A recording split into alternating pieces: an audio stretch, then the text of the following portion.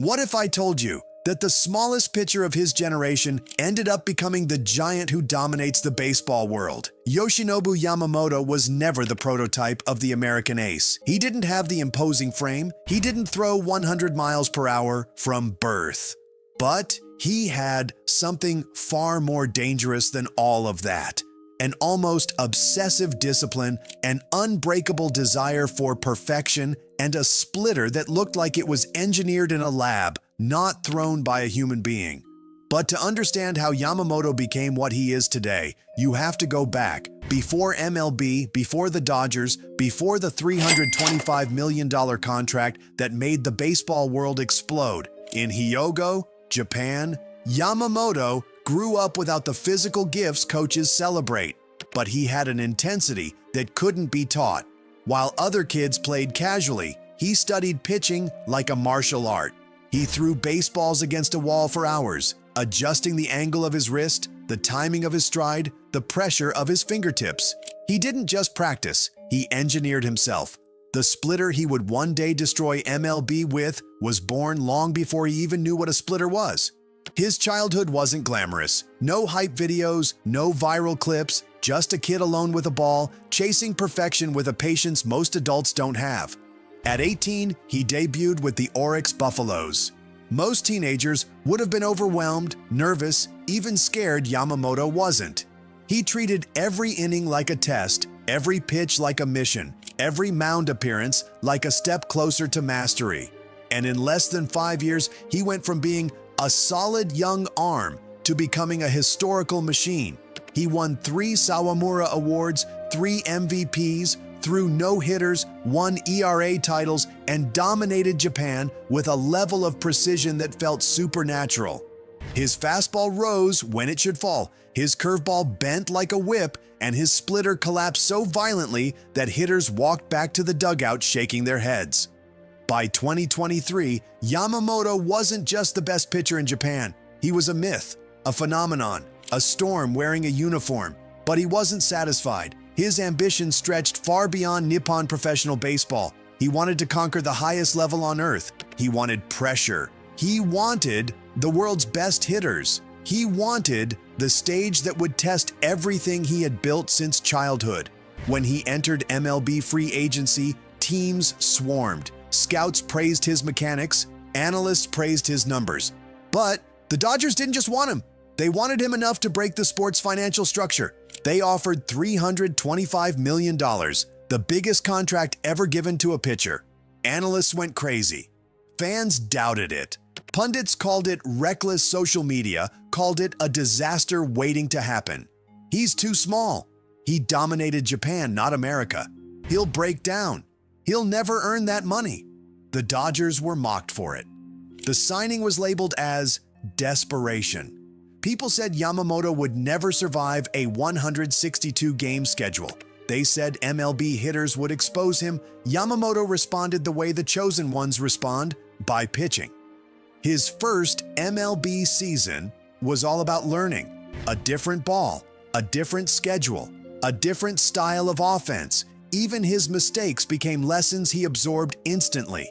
And even then, he flashed brilliance. His second season was domination. In just 2 years, he became the quiet ace of the Dodgers, the stabilizer, the surgeon, the pitcher who could walk into any ballpark and silence it with his mastery. Dangerous lineups became harmless shadows when he was on the mound. Coaches praised him. Opponents feared him. Teammates trusted him with everything. Every time he stepped on a mound, the ballpark changed. Quieter, tighter, heavier. Everyone knew they were watching something rare.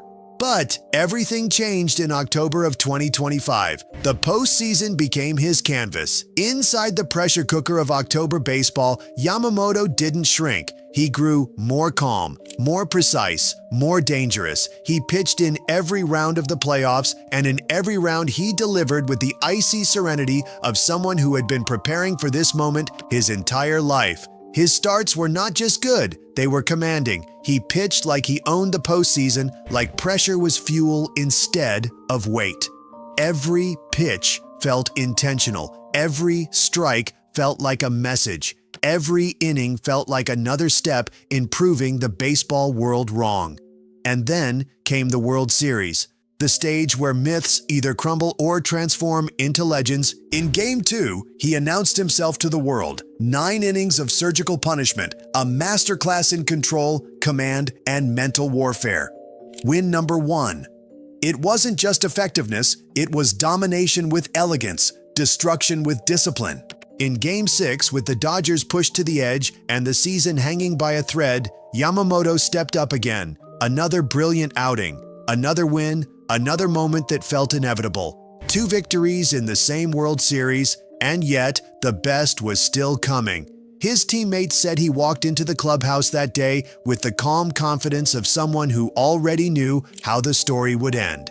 Because what happened in Game 7 is the kind of moment only legends are made of. Yamamoto had thrown 100 pitches the night before. Any other pitcher would have been unavailable, done, spent. But the Dodgers didn't need a pitcher, they needed a miracle. And Yamamoto, exhausted and burning with competitive fire, stepped forward and asked for the ball. It wasn't logic, it wasn't strategy, it was instinct destiny, the heart of a warrior refusing to sit down. He came out of the bullpen like he was starting a brand new game. His arm was tired, but his mind was ablaze. His body was fatigued, but his heart was roaring. He threw splitter after splitter, each one falling like it had been dropped off a cliff. He froze hitters with fastballs that looked like they defied gravity. He shut down every threat, killed every rally, and controlled the game with the calm of a monk and the precision of a machine. Every pitch felt like defiance. Every out felt like a message. Every inning felt like he was rewriting what a pitcher was supposed to be capable of. Teammates watched in disbelief. Fans screamed in awe. Commentators ran out of vocabulary.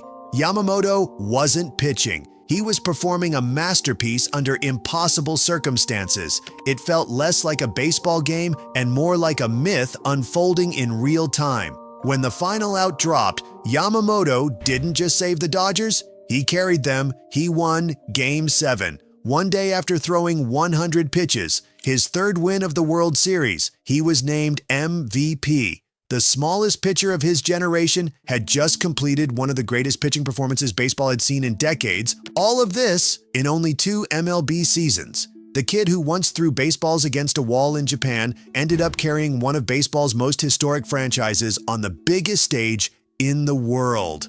And he did it without theatrics, without ego, without noise. Yamamoto doesn't roar, he doesn't flex, he doesn't celebrate like a showman. He is a monk on the mound, silent, precise, deadly. Even in the biggest moments, his face barely changes, like someone who treats pressure not as a threat, but as a familiar companion. His arrival didn't just break financial records, it redefined what a Japanese pitcher could be. It opened doors, inspired thousands, forced the league to rethink everything it believed about size, velocity, and dominance. Yamamoto proved something only the great ones can prove. That size doesn't build an ace. Discipline does. Intelligence does. Willpower does. Today, Yamamoto isn't just a 2-time champion. He isn't just a World Series MVP. He is the most feared weapon in baseball, a pitcher who mastered 2 continents, a pitcher who controls games through sheer brilliance, and a pitcher whose legend is only beginning. His story isn't a warning. It's a reminder that greatness often arrives quietly, patiently, and in a form no one expects. If this is what he did in 2 years, just imagine what's coming next.